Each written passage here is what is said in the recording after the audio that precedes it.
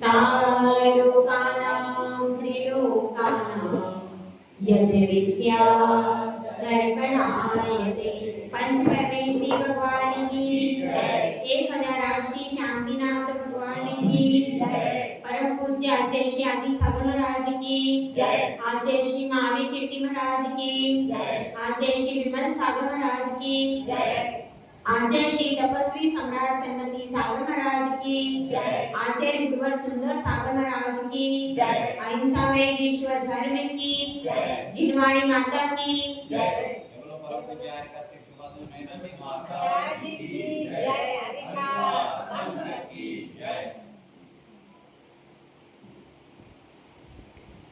पूरे शरीर में एक ही ऐसा अंग है जो अगर गतिमान ना हो तो पूरा शरीर ठहर जाता है। कौन सा अंग है? कौन सा अंग है? पूरे शरीर में एक ही ऐसा अंग है जो यदि ठहर जाता है तो पूरा शरीर ठहर जाता है। कौन सा है? हृदय। हाँ, इधर बताइए। हृदय में आत्मा निकल गया।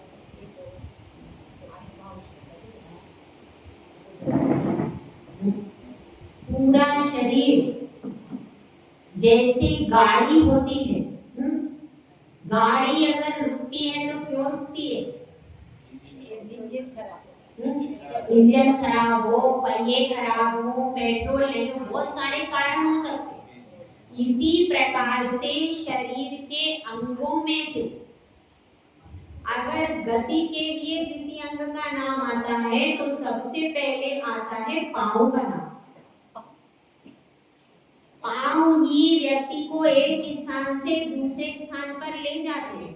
गति में किसका योगदान है? पैरों का।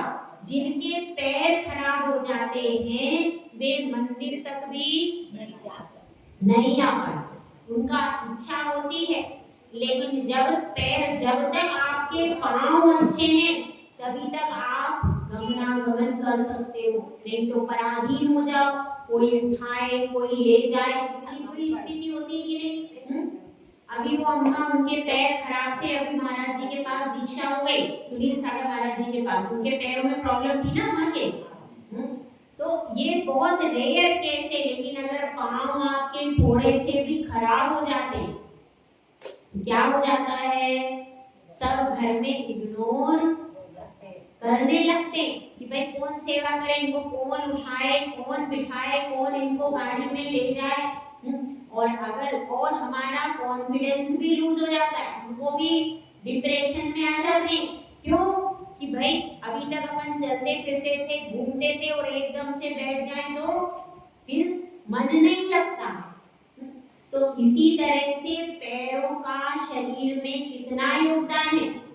बहुत बड़ा योगदान है। वैसे तो शरीर के सभी अंगों का योगदान है, लेकिन जहाँ पर गति की बात आती है तो पैरों का बहुत योगदान है। भले ही आपके पाँव यदि अच्छे नहीं है, आप मंदिर तक कैसे आओगे? अब मंदिर तक भी नहीं आ सकते और कहीं कहीं तो मंदिर बहुत दूर होता है, तो फिर कैसे जाओ, कैसे आओ? घर का कोई काम कर नहीं सकते। इसलिए पैरों का, और इसी तरह से जब मोक्ष मार्ग है, उस मोक्ष मार्ग में भी पैरों का बहुत महत्व है। यहाँ जो चारित्र है, एक तो अपन बाहर से गति करते, क्योंकि गति कितने प्रकार की होती है भाई? 10 लक्षण में समझाया था। हाँ प्रतिभा जी, 10 लक्षण में प्रश्न पूछा था मैंने, गति कितने प्रकार की होती है बताइए?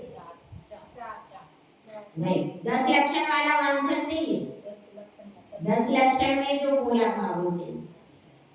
बताओ गति कितने प्रकार की होती है? बताओ। गति 2 प्रकार की होती है, एक अंतरंग गति और एक बहिरंग गति। बताया था मैंने, ठीक है? मैं भूलती नहीं हुई, थोड़ा तो मुझे भी याद रहता है, ठीक है? अंतरंग गति और बहिरंग गति 2 प्रकार की गति होती है। बहिरंग गति के लिए क्या चाहिए? पैर चाहिए। गाड़ी है तो पहिए चाहिए, यदि पहिए खराब है तो गाड़ी आपकी कितनी भी अच्छी हो, चलेगी क्या? और उस गाड़ी का कोई मूल्य होगा क्या जो चलती नहीं है?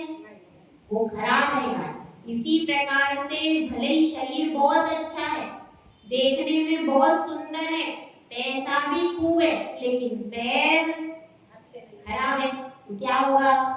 उसका कोई मूल्य हो पाएगा क्या? उसका कोई मूल्य नहीं हो पाएगा। उसकी वो कभी भी अपने पैरों पर खड़ा नहीं हो सकता।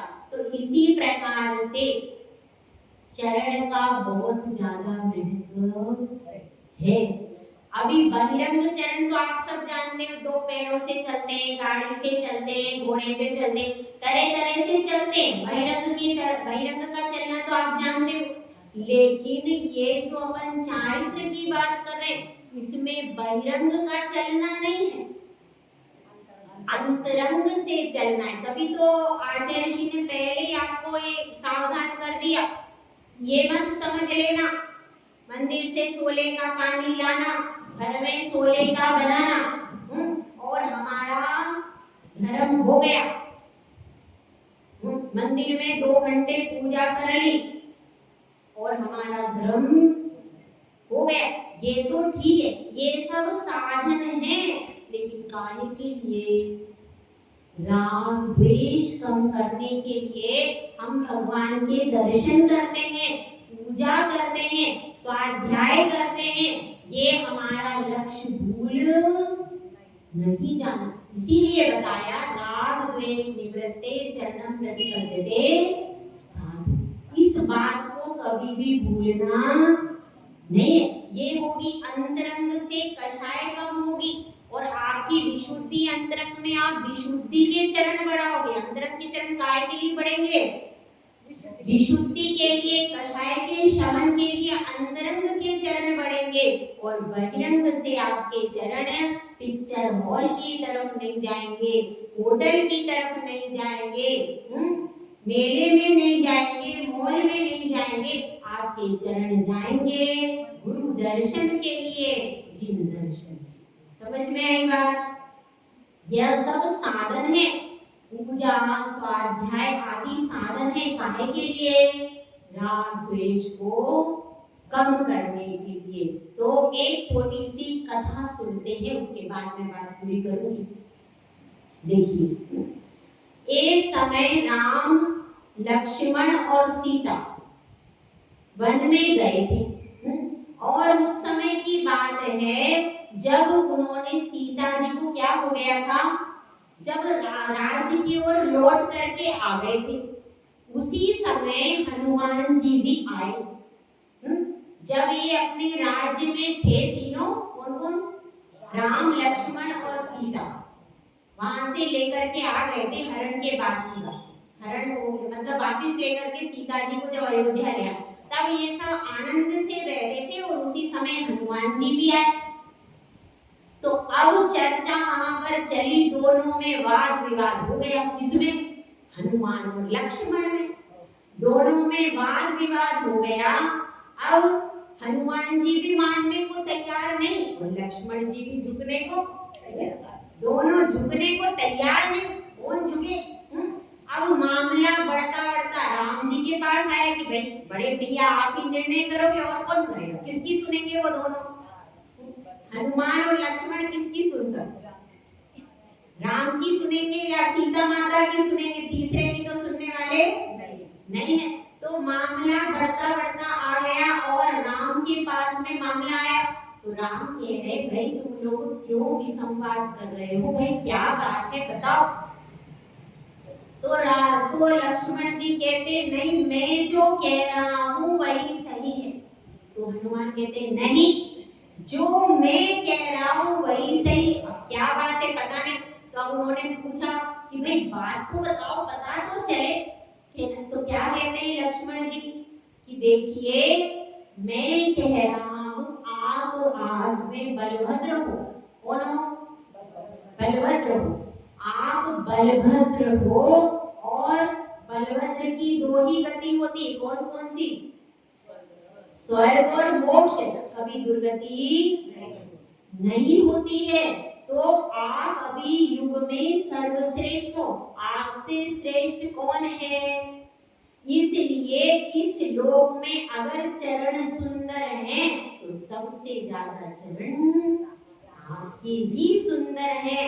लेकिन ये हनुमान मान ही नहीं रहा। तो अब हनुमान कहते कि नहीं नहीं, मैंने जो कहा है वही सही। कैसे सही? तो तुमने क्या कही? तो मैंने ये कही कि भगवान की राम बलभद्र हैं। राम कैसे हैं? स्वर्ग और मोक्ष जाएंगे, ये सब बिल्कुल सही है। लेकिन चरण तो सुंदर उसी के हैं। क्या बात है? चरण किसके सुंदर है? जब तुम ये सब तुम मान रहे, हाँ जो आप कह रहे हो वो सब मान रहा हूँ। राम बलभद्र हैं, राम स्वर्ग और मोक्ष जाएंगे, इस लोक में वो वंदनीय, ये सब सही है। लेकिन चरण तो उसी के सुंदर है। किसके सुंदर है? तो क्या कह रहे हैं हनुमान कि चरण तो सीता माता के ही सुंदर है, उनसे बढ़कर के कोई सुंदर नहीं। तो अब लक्ष्मण जी को गुस्सा आता है, अरे दुनिया तुम्हें राम का भक्त मानती है, दुनिया में प्रसिद्ध है राम भक्त हनुमान, और तुम उन्हीं राम की विनय नहीं कर रहे। ये क्या बात है? तुमको तो राम का ही गुणगान करना चाहिए। तुमको तो सीता का क्या है, तुमको राम ही राम भजना चाहिए। तो हनुमान कहते हैं ये तो पूछिए कि सीता के चरण सुंदर क्यों हैं, ये तो पूछ लीजिए। तो लक्ष्मण कहते हैं इसमें क्या है, ये भी पूछ लेता हूँ, बताओ भाई सीता के चरण सुंदर क्यों हैं? तो हनुमान जी मुस्कुराते हुए कहते हैं सीता के चरण सुंदर इसलिए हैं कि उनके चरण हमेशा राम के पीछे पीछे। अब लक्ष्मण जी हार मानने वाले थोड़ी थे। वे कहते हैं हाँ सीता जी के चरण सुंदर है तुमने कहा, लेकिन सुनो राम के चरण सुंदर क्यों हैं? राम के चरण सुंदर इसलिए हैं कि वे गुरु के पीछे पीछे चलते हैं, इसलिए राम के चरण सुंदर हैं। तो वास्तव में जो गुरु का अनुसरण करता है उसी के चरण सुंदर होते हैं। अपन सब आचार्य समंतभद्र स्वामी के अनुसरण कर रहे, क्योंकि सबसे सुंदर चरण तो उसके हैं जिसने आचरण को धारण कर लिया। तो ये अपनी बात चल रही है, बात चरणों की चल रही। अंतरंग के चरण भी चलना चाहिए और बहिरंग के चरण भी चलना चाहिए। अब देखिए अपन गाथा में गाथा नंबर 54 को पढ़ते। सकलम विकलम चरणम तत् सकलम सर्व संग विरतानाम अनगाराणाम विकलम सागाराणाम ससंगानाम। इसमें बात की गई है त्याग की अपेक्षा। तो दो प्रकार के चरण हैं। चरण यानी चारित्र भी होता है, चरण यानी संयम भी कहा जाता है। यहाँ पर दो प्रकार के चरण बताएं। पहला कौन सा है? सकल चरण। सकल चरण मतलब जिसने समस्त परिग्रह का त्याग करके महाव्रत को धारण कर लिया। सकल चारित्र का नाम क्या दिया है? सकल चरण। और उसका क्या है? तत् सकलम। और सकलम की परिभाषा क्या दी है? तत् सकलम सर्व संग विरताना। इस रत्नकरण शावकाचार्य की विशेषता है। क्या विशेषता है? कि इसमें आपको सारे प्रश्नों के उत्तर मिल जाएंगे। एक भी प्रश्न ऐसा नहीं है, एक भी बात ऐसी नहीं है जिसे आचार्य श्री ने समझाया। इसकी विशेषता एक भी चीज यदि आपको आगे कोई चीज मिली है तो पूरी उसमें 150 में कहीं ना कहीं उसका समाधान हो ही जाएगा। ये स्त्री खुली हुई विशद शैली से आचार्य श्री ने लिखा है। तो तत् सकलम सर्व संग विवेकानंद, संग का अर्थ क्या है यहाँ पर? परिग्रह। क्या है? परिग्रह। समस्त परिग्रह, जो परिग्रह है 10 प्रकार का बाह्य परिग्रह है, उस परिग्रह से बिल्कुल विरत रहते हैं। वे कौन है? महाव्रती। उनका चारित्र क्या कहलाएगा? सकल चारित्र या सकल चरण। इसमें कौन कौन आएगा बताइए? आचार्य, उपाध्याय, साधु और आर्यिका, ये इसके अंतर्गत आएगा। आर्यिका भी महाव्रती में तो आएंगी, ठीक है। तो ये सब आएंगे किसमें? सकल चरण, सकल चारित्र। हाँ, उनका मुनियों की अपेक्षा नीचे का ग्रेड, मगर अपनी पर्याय के हिसाब से उनका पूर्ण त्याग तो नहीं है, पर उनके पास भी 2 ही साड़ियां वो रखती हैं, उनकी पर्याय की परेशानी। इसके अलावा उनको भी 28 गुण ही दिए जाते हैं। इसलिए सकल चारित्र में ये सब आएंगे आचार्य उपाध्याय से लेकर। उसके बाद दूसरा क्या है? विकल चारित्र। विकल चारित्र कैसा होता है? इनको क्या संज्ञा दी? अनगाराम, जिन्होंने घर का त्याग कर दिया। अब उसमें क्या है? विकल चारित्र। विकल चारित्र का मतलब क्या है? विकल चारित्र का मतलब है पहले प्रतिमा से लेकर के और वैसे चारित्र 2 प्रतिमा से माना जाता है। एक प्रतिमा को सामान्य में गिनते हैं, एक प्रतिमा को सामान्य में गिनते हैं, तो वैसे चारित्र माना जाएगा 2 प्रतिमा से लेकर 11 प्रतिमा। तो इसमें 1 से 10 तक तो कैसे रहेंगे? घर में भी रह सकते हैं और संघ में भी रह सकते हैं, दोनों प्रकार की व्यवस्था। ये जरूरी नहीं है कि ब्रह्मचर्य व्रत लेकर के भी कोई संघ में रह सकता है, ऐसा जरूरी नहीं है कि वो घर में ही रहे। तो दोनों प्रकार की व्यवस्था है। कोई बिना ब्रह्मचर्य व्रत लिए भी संघ में रहते, संघ की व्यवस्था संभालते। बहुत से लोग ऐसे कि आचार्य संघ में रहते हैं, उनका कुछ भी त्याग नहीं है, लेकिन घर का त्याग कर दिया है और कहाँ रह रहे हैं? संघ में रह रहे हैं। कपड़े भी कौन से? जनरल पहन रहे हैं, मगर संघ की व्यवस्था, बड़ा संघ है तो संघ की व्यवस्था बनाने के लिए भी कुछ लोग रहते, वो भी रह सकते। लेकिन यहाँ पर क्या बात चल रही है? चारित्र के अंतर्गत क्या आएगा? 2 प्रतिमा से लेकर 11 प्रतिमा तक के जो श्रावक है, उनका चारित्र कैसा है? विकल चारित्र। उसको क्या कहा है? विकल चारित्र का नाम दिया। तो यहाँ पर बताया है साधारण। उसमें कैसे है? उसमें दोनों प्रकार की। तो पहले से लेकर के 10 प्रतिमाधारी तो घर में भी रह सकते हैं और संघ में भी रह सकते, दोनों प्रकार की व्यवस्थाएं बनती। लेकिन 11 प्रतिमाधारी जो श्रावक हैं, वे कहाँ रहेंगे? वे संघ में ही रहेंगे और पिछी कमंडल के धारी होते। ठीक है, ये बात समझ में आ गई। तो इस तरह से बताया है अनगाराणा। अनगार किसको कहा? अनगार जैसे मुनि के लिए संज्ञा कही जाए, यहाँ पर उत्कृष्ट की अपेक्षा से कहा है। तो मुनिराज होते हैं, उनका क्या है? सकल चारित्र। और बाकी 2 प्रतिमा से लेकर के 11 प्रतिमाधारी, उनका क्या है? विकल चारित्र। ये बताया, ठीक है। अब ये पूरा वर्णन यहाँ पर क्या किसका चल रहा है? चारित्र के बारे में पूरा वर्णन आगे चलेगा। तो इसमें अपने को क्या पढ़ाएंगे? अभी यहाँ पर सकल चारित्र के बारे में वर्णन नहीं आएगा, केवल आचार्य श्री ने बता दिया। सकल चारित्र में क्या क्या आता है? सबसे पहले आचार्य के 36 मूल गुण, ठीक है, उपाध्याय के 25 मूल गुण और साधु के 28 मूल गुण, आर्यिका के 28 मूल गुण। ये सब किसमें आ रहा है? सकल चारित्र।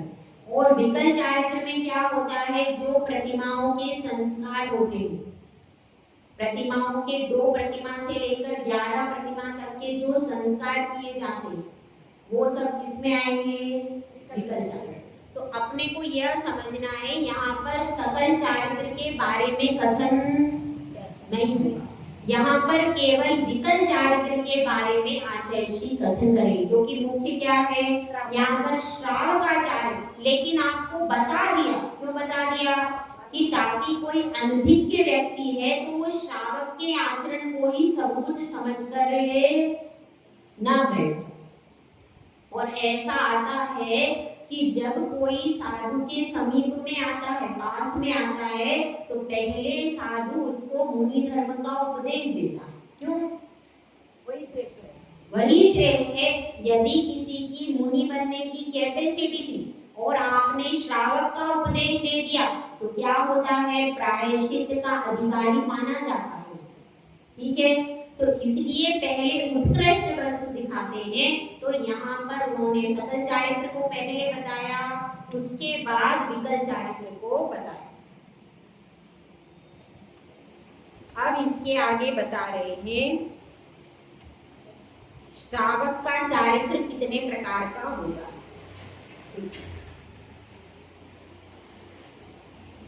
गाथा नंबर है 51। ग्रहीणां त्रेधा दृष्टयन्नु गुण शिक्षा व्रतात्मकं चरणं पंचत्री चतुर्भेदं त्रियं यथा संख्यमाख्यातम्।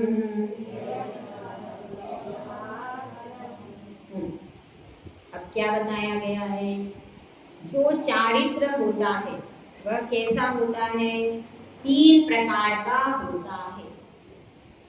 किसका चारित्र की बात चल रही है, गृहस्थों का। जो गृहस्थों का विकल चारित्र होता है। अब इसमें शिष्य ने प्रश्न किया कि आपने सकल चरण का वर्णन तो आप नहीं करोगे, लेकिन विकल चारित्र जो है श्रावकों का है वह कितने प्रकार का होता है, तो 3 प्रकार का होता है। कौन कौन सा होता है, पहला होता है 3 अणुव्रत। पहला नाम क्या है, पहले चारित्र का नाम क्या है, अणुव्रत। दूसरी गुणव्रत, और तीसरा क्या है, शिक्षा व्रतात्मकम चरणम। 3 प्रकार का होता है। पहले में क्या है, 3 पार्ट होते या 3 भाग होते, 3 प्रकार होते। पहला है अणुव्रत रूप, दूसरा है गुणव्रत रूप, और तीसरा क्या है, शिक्षा व्रत रूप। और इसके भेद हैं, इसके अणुव्रत के हो गए 5 भेद, और गुणव्रत के कितने हो गए, 3, और शिक्षा व्रत के चतुर्भेद यानी 4 भेद होते हैं। त्रयम यथासंख्य माख्यातम्। ठीक है, हाँ अब आप बताइए अणुव्रत किसको कहते हैं। हाँ भाई बताइए, आप प्रतिभा जी से पूछिए। अणुव्रत नहीं, नाम नहीं पूछ रही, परिभाषा पूछ रही। अणुव्रत किसे कहते हैं, स्थूल रूप से पालन करना। स्थूल रूप से पालन करना, क्या पालन, अहिंसा का स्थूल रूप से पालन करना। हाँ क्या बता रहे हैं, देखो ऐसे बोलना चाहिए। अणुव्रत की सही परिभाषा, हिंसादि 5 पापों का एक देश त्याग करना, ये है अणुव्रत। सबका अलग-अलग हिंसादि, इसमें यही परिभाषा दी, और उसमें भी हिंसा में तिस्त्रेयो परिग्रहेभ्यो विरतिव्रतम्, ये उसमें आता है। इसमें तत्वासुर, अपने को शास्त्रों की परिभाषा याद होनी चाहिए। क्या बताया, हिंसा, झूठ, चोरी, कुशील और परिग्रह, इन 5 पापों का जो एक देश त्याग होता है उसको क्या कहते हैं, व्रत कहते हैं, चारित्र कहते हैं, और अणुव्रत भी उसको कहते हैं। ठीक है, जो व्रत कहा गया है वह क्या है, वही अणुव्रत। अणुव्रत मतलब छोटा, स्थूल रूप से त्याग, ये भी ठीक है। 5 पापों का स्थूल रूप से जो त्याग होता है उसको क्या कहते हैं, अणुव्रत कहते हैं। और गुणव्रत किसको कहते हैं, बताओ। हाँ, गुणव्रत की परिभाषा कोई बताएगा भाई, गुणव्रत किसको कहते हैं, बताओ। हाँ उज्ज्वला बताओ।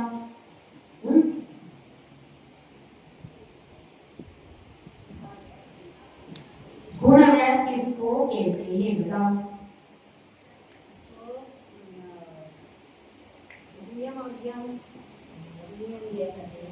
नियम होता है ऐसा।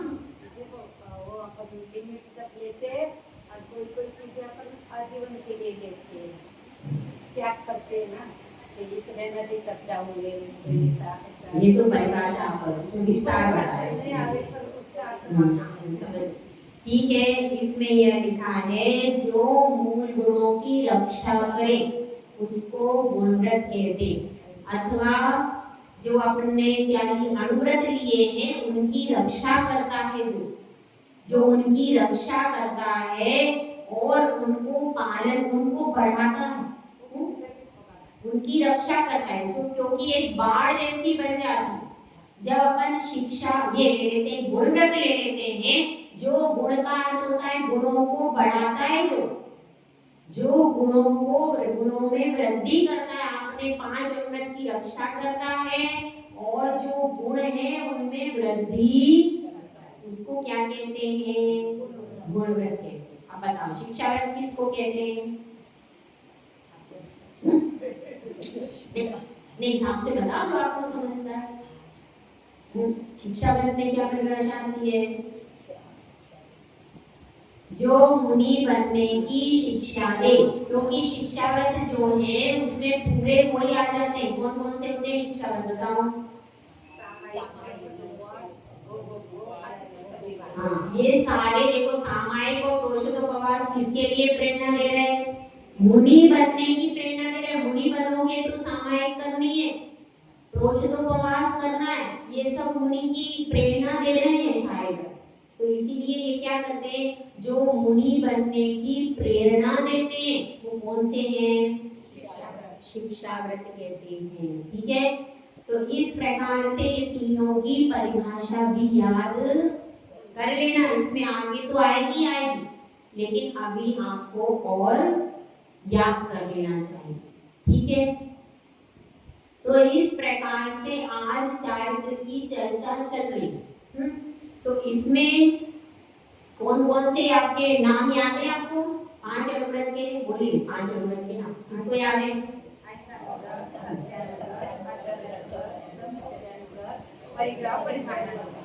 ब्रह्मचर्यानुव्रत का एक और नाम है, क्या नाम है? स्वदार्थ संतोष। अच्छा, उसके बाद बताओ गुणव्रत के नाम बता दो।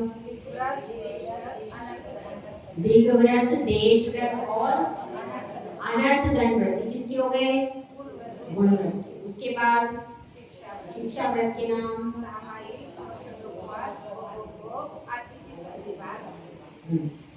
और भी कई कई प्रकार से। तत्वार सूत्र में थोड़ा अलग है और भी इसमें भी थोड़े नाम अलग है, तो इसीलिए 2-3 वसुनंदी शावकाचार्य की थोड़ा बहुत अलग है। तो थोड़ा बहुत आगे पीछे होता है, कहीं कहीं संलेखना भी आता है, संलेखना भी आता है शिक्षा व्रत में। तो इसलिए ये थोड़ा सा अंतर जरूर आता है, लेकिन उसके बाद भी वो किसी ना किसी में गर्भित हो जाते हैं। तो ये हमारे लिए क्या है? मूल आधार है। ये 12 व्रत क्या होता है? त्रियंच भी ग्रहण कर लेता, कौन कर लेता? तो अपन कब करेंगे? कौन सी पर्याय में करेंगे? इसमें क्यों? दूसरी में कर लेंगे। अभी यहाँ पे तो देखो अच्छे अपने को भोग मिले, मंदिर मिले, ये सब मिले। अपन अभी व्रत कब करेंगे? अगली आप किस में करोगे? आप तो त्रियंच में जाओगे ही नहीं, आप तो देव नहीं जाओगे। आपके भी एंट्री दरवाजे बंद हो गए सब। अब प्रतिमा जी ने तो प्रतिमा ले ली, इनके दरवाजे सारे बंद हुए, एक ही दरवाजा ऊपर का ही खुला है बस। आपका सिर्फ ऊपर का ही दरवाजा खुला है, बाकी नीचे के दरवाजे सब बंद हो गए तीनों। नहीं, अब आपके दरवाजा एक ही ऊपर ही जाना पड़ेगा। ठीक है, तो देखिए अब चारित्र का अधिकार आगे चलेगा और अनुव्रत का लक्षण नीचे बता रहे। नीचे की गाथा में अब इसमें एक एक शब्द को आचार्य श्री शिक्षा व्रत का भी लक्षण बताएंगे, अनुव्रत का भी बताएंगे। सारे लक्षण आचार्य श्री इसमें धीरे धीरे बताएंगे। तो अपने को एक एक लक्षण सुन सुन करके अपने माइंड में रखना, क्योंकि देखो सामान्य रूप से एक सामान्य श्रावक उसके क्या क्या नियम होते हैं? सामान्य श्रावक सबसे पहले मिथ्यात्व का त्याग होता है। मिथ्यात्व का, ग्रहित मिथ्यात्व का तो पूरा त्याग होता है। कहीं भी इधर उधर जाकर के नमस्कार नहीं करेगा, ना कहीं इधर उधर जाएगा वो। ग्रहित मिथ्यात्व का त्याग होता है। दूसरा क्या होता है? सप्त व्यसन का त्याग होता है, दूसरी स्टेप। तीसरा क्या होता है? अष्ट मूल गुण का पालन। ये सामान्य श्रावक जिसका कोई अलग से एक्स्ट्रा नियम, केवल जैन श्रावक। और क्या क्या होता है? क्या क्या हो गया बताइए? वो सब अष्ट मूल गुण में आ जाता है सारा। देव दर्शन, पानी सांस के पीना, अष्ट मूल गुण का पालन होता है, सप्त व्यसन का त्याग होता है, मिथ्यात्व का त्याग होता है, और क्या होता है? जो 25 दोष होते हैं सम्यक दर्शन के। कौन कौन से होते हैं? 25 दोष रहित। वो अपना रोज देखता है, भाई मेरे को दोष तो नहीं लग रहा। 25 दोष से रहित सम्यक दर्शन को पालन करने का प्रयास। उसके 8 अंग होते हैं।